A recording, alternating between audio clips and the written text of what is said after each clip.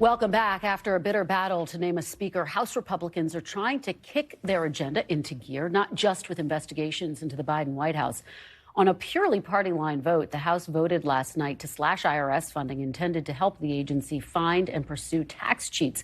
Despite vows about not bringing bills to the floor that would raise the deficit, the nonpartisan Congressional Budget Office says the legislation would cost taxpayers more than $100 billion over the next decade. Now, of course, the measure is expected to go nowhere in the Democratic-led Senate. Still, Republicans on the campaign trail made this a centerpiece of their messaging. House Republican Conference Chair Elise Stefanik said this morning that more campaign priorities will soon make their way to the floor, in addition to oversight of the Biden administration. Take a listen. House Republicans are hitting the ground running, and we are laser focused on passing our Commitment to America agenda and much needed critical oversight of the Biden administration. Joining me now is New York Republican Congressman Anthony D'Esposito. He's a freshman member of Congress and spoke at that press conference this morning. Congressman, good afternoon, rather. Thank you for joining me. I appreciate it. Good afternoon or good evening. Right, exactly. We're getting close to the evening, right? Well, look, we are going to get to Republican priorities in your agenda in just a second, but I do want to start with this news, those classified documents found at that think tank tied to President Biden. You heard Oversight Committee Chairman James Comer saying he is requesting information, but he does not think that Mr. Biden actually did anything wrong, actually broke the law. Do you agree with that assessment? How do you see this? I think we're going to have to see as it unfolds. I'm not certain that we have all the facts right now, but I think as it unfolds, we'll get down to it and see what really this is all about. You know, you have the Biden administration making the argument that this is a very different situation than what we saw with former President Trump, who was asked to turn over documents, locked in a fierce battle over whether he would do so. Do you see this as a different situation? Well, of course it's different because he said so. That doesn't mean it's reality.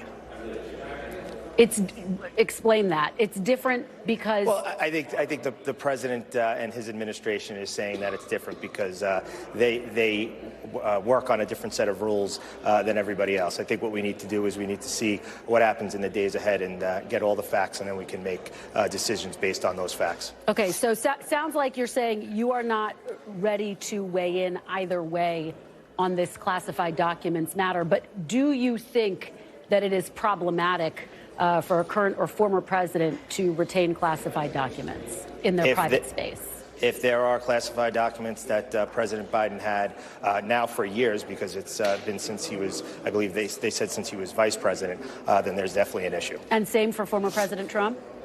Yes. Okay. All right. Well, let's move on to your agenda now. And I want to ask you about this first bill that was passed by the new Republican House. It basically focused on removing funds that were allocated to the IRS, which is something that Republicans ran on in November.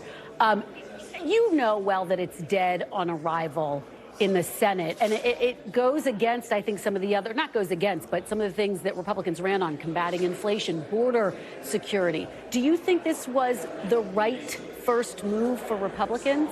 Well, I think it was a promise that we made along the campaign trail to look out for the working taxpayers, the people specifically of my district. And I think the money that was allocated for the IRS agents would be much better spent funding our Customs and Border Patrol at our borders.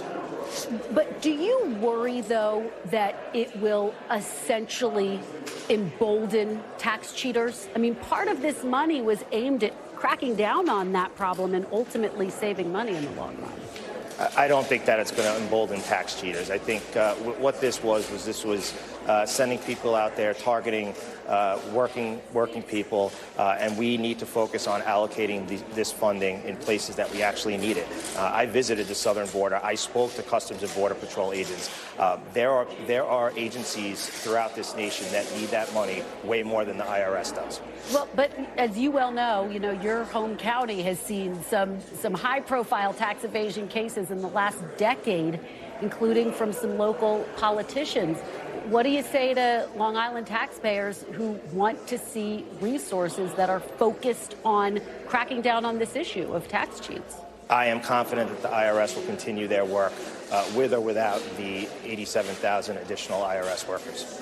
And how do you respond to the CBO who says that ultimately this is going to add to the deficit when, again, one of the key promises by Republicans is deficit control, bringing the deficit down and into a place that's more sustainable? I think that it's a clear talking point for them.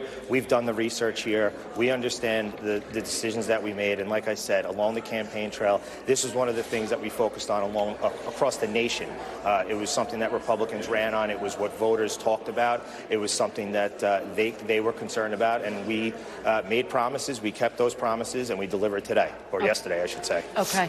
Let me ask you about one of your colleagues, Congressman George Santos. Obviously, Sure. He's been in the headlines lately. He was served with an ethics complaint. Do you think that the ethics committee should be involved? Do you think that was the right step? Well, I think that there's going to be, or are, numerous investigations into the actions of Congressman George Santos. As I stated a couple weeks ago, and I've stated, over the last few days since being sworn in at, I think, 2 a.m. on Friday evening, George Santos violated the trust of not only the voters, but he's violated the trust of the people who serve here in Congress. I think the ethics investigation, amongst many others, are going to unravel over the next weeks and months, and we will see how they pan out. So very quickly, you do support the ethics investigation, just to be very clear. Okay.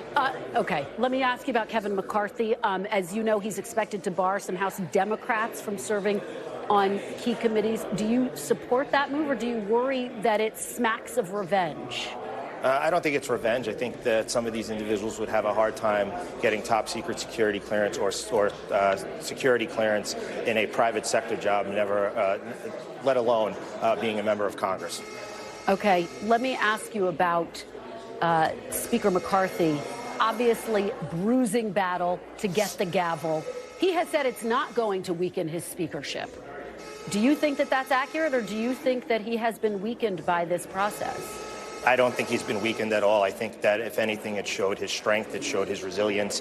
It showed that he kept his eye on what he thought was right, and that was gaining the gavel and becoming Speaker of the House. And at the end of the day, we had a unified Republican front. And we also have to remember that right after the election, we got together in a caucus, and over 90% of the members of the Republican caucus chose Kevin McCarthy as our Speaker of the House. And it took us a few days, and I have to say, as a freshman, it gave us the opportunity to really meet our colleagues and to understand what their beliefs were and what was important to them. So if anything, I believe that it was a learning experience. I think Kevin McCarthy is going to be a tremendous leader, a great speaker, and he's got great days ahead. All right, Congressman Anthony D'Esposito, thank you so much. We really appreciate it.